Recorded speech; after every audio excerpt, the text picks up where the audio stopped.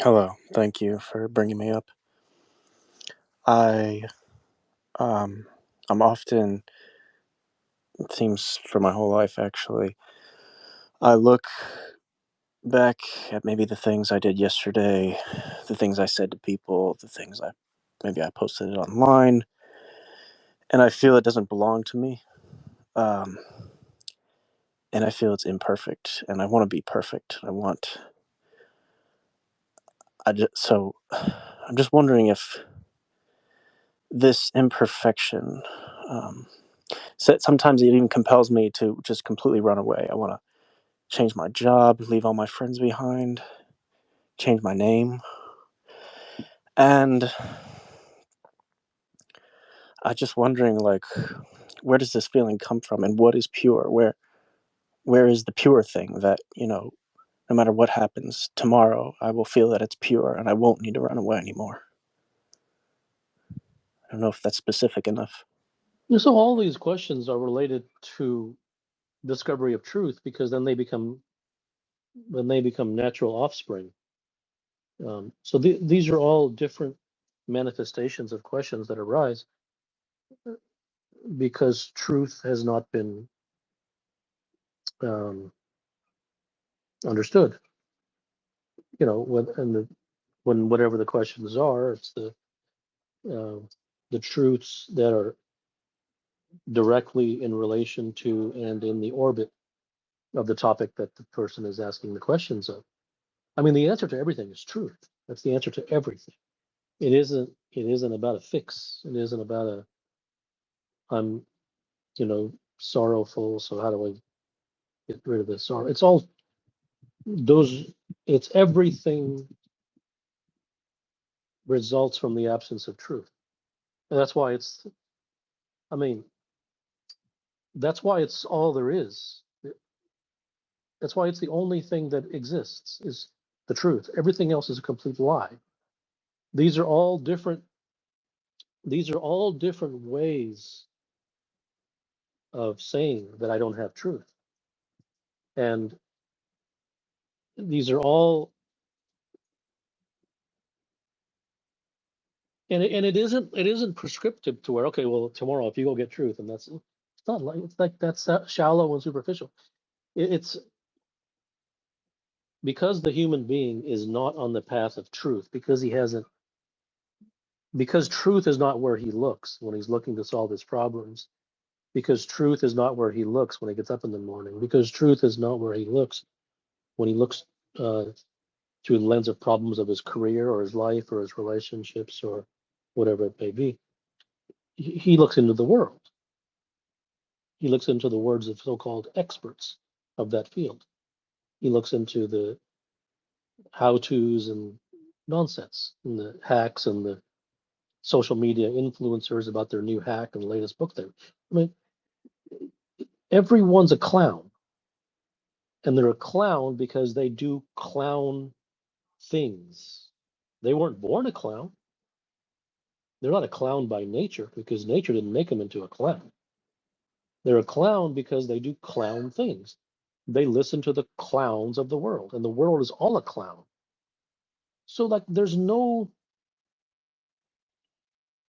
no I feel like saying there's no excuse, but if I say there's no excuse, then inherent and what is implicate or what is what I'm what it will feel like I am implying is that you should go for and I don't want to like no, I don't absolutely don't believe that you should. It's a personal call, like everything. So, but having said that, it's kind of like, if the house is on fire and you don't put the fire out with water or or extinguisher, then that's fine. You don't have to, but like it's not going to stop until the fire burns out and burns the house down. So it's pretty simple. It's pretty black and white. Um, so I'm not going to say you should put the fire out. No, you don't have to. It's your life. It's your house. You can do whatever you want. But basically, I don't condemn anyone for not seeking the truth, but if there's any condemnation, they should condemn themselves, right? They should condemn themselves for not putting the fire out. And even that, they don't have to condemn themselves. It's up to them. Everything is yours, up to you. I'm not here to suggest anything to you, right? It's all this nonsense. That's why you're in the problem you're in the first place. All these suggestions and do's and don'ts and shoulds and should nots, and that's why you are where you are in the prison. All that garbage. So, like everyone basically is saying, "Oh no, this is on fire. That's on fire. This is happening to me. That's happening to me. This is not good. That's not good." I understand. I understand. Um, but then no one is saying, not to me, but even to themselves, no one is, oh, I should really like. Then truth is like what reason does someone have to complain about the fire if they're not going to devote themselves to putting it out? So there's no excuse. Now, my I have a very small footprint, right? I don't reach 400 million people. I have a very small footprint, and I don't try to reach 400 million people. Um, so therefore, my voice is very small. It reaches 5 people, right? Many others have way bigger footprints than I, way bigger audiences, way bigger microphones, right? They have much more of an opportunity than I do in terms of saying what they want to say, get their message out. So the 99.9999999% of the world is never going to come to my work, not that they should, is never going to hear me speak, not that they should, not that it would do anything for them anyways. It may even hurt them. I don't know. Not going any direction of like it's good that you should listen to my work or anything. No. I'm totally against that. But having said that, like I have to say this again and again because it's just the truth. If you've always lived in a certain environment, if you've always heard the same things, if you've always processed things the same way, if the procedural way of looking at things has always been the same, if the messages that you've heard has always been the same, or the format of the message has been the same, and you've never heard truth, you've never been exposed to some systematized writings or books or things that were that didn't have any angle of trying to get you to you know, think a certain way and force you to change your beliefs and think about like have an angle, right? Everyone's got an angle. Like think this way, and I feel good because I gave this guy this prescription and he did it, so I feel good about myself. Like that's all vomit to me. Like I would much rather have someone never find me than have to go through that. Like I couldn't. I just that's like the devil to me, right? No interest in like twisting anyone's arm or anything like that. And so since that person has never been even exposed to something other than prescriptions, other than how-tos, methods, hacks, techniques, all this stuff, nonsense, garbage, then it's absolutely fair and reasonable and logical that like if you were to ask them on their dying day and the last day of their life, hey, why didn't you ever go for truth? I said, well, what's that? I didn't know. I didn't ever come across that. And that would be a fair answer. Like it wouldn't give them any credit because their life would still have been without truth, but that's a fair answer, right? So like there's the whole world, right? And then there's me talking my 5 words to 5 people in it's so but those who have heard it doesn't mean they should imbibe it, doesn't mean that, but if they have, then at least they have an opportunity, at least they have some form of not being able to have an excuse, right? I must reiterate, doesn't mean you should. I'm not putting your pedal to the floor. No, you like, and um, so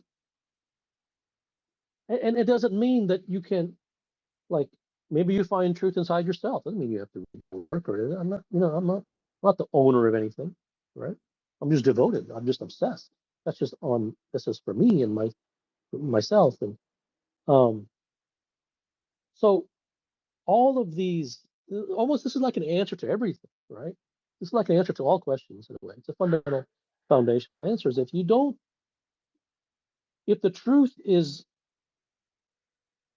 the only thing in existence, because lies aren't in existence, lies exist in the mind of the people who've heard them and follow them, but they don't really exist because nothing functions according to the lie. Nature doesn't function according to a lie. You can trick yourself and trick your neighbor. You're not going to trick nature, right? Nature functions according to the truth. It doesn't care to buy into nonsense. It doesn't read the self-help books and spirituality and follow this garbage. It uncompromising. This is the truth. This is what I'm going to follow. That's it. Like it, don't like it, hate me, love me. What I just couldn't care less. That's nature, right? And that's reality. So if someone doesn't come towards truth, truth isn't going to come towards him. So whether someone is sorrowful or suffering or painful or in pain and disappointed or failing or whatever it is, these are all manifestations of not being on the road to truth. Now, am I going to tell you that if you go towards the road of truth, that your life is going to be great and you're going to be happy? No, I'm not going to tell you that because everyone responds differently. Some people will come to truth and they're like, this is, this is a sawed-off shotgun to my forehead. I mean, uh, I feel like I'm scared or some people have visceral reactions in the negative direction towards truth. So I ain't here to make any promises to anybody that if you do this, I just don't do that, right? You judge for everything is you, not me, just you. So there's those are the direction of coming to equilibrium and the direction of coming to the bottom of things, getting to the bottom of things, um, getting to the real solution of things, the overcoming of the issues that you're presenting or anybody else. It's all in the direction of the truth, right? It's all in the direction of the truth. So, but if someone is not going to seriously move in that direction, even if it's for a utilitarian manner, in fact, it is utilitarian. It shouldn't be spiritual. Spiritual has nothing to do with truth. Truth and spirituality are opposite. Spirituality never leads to truth. It just leads to more spirituality. You just get a higher level of meditation, right? It's like school. School doesn't give you anything. You go to first grade and your reward of getting a second grade. Just more of its own thing. It doesn't give you any parallel path or parallel path, sidestep into something else. So like that's where it is. That's where it's always been. I didn't invent it, but that's where it is. And I don't. I think it can also be said that humans just don't take life seriously. Like, and it's one thing not to take everything everything sort of can be misunderstood, right? Um, so when I say don't take life seriously, of course, all the self-helpists are going to come out, oh well, life is play, and yet, okay, well, life is play, then why are you crying at the time? Then life don't give me garbage, okay? Don't give me garbage. Don't give me these bumper stickers, okay? So like if someone's life truly is play and they're joyful all the time and they're in bliss, great, yeah, then life is play for that guy, and that's wonderful. He must have found something, and he probably found truth. But don't sell me headlines, okay? Um, so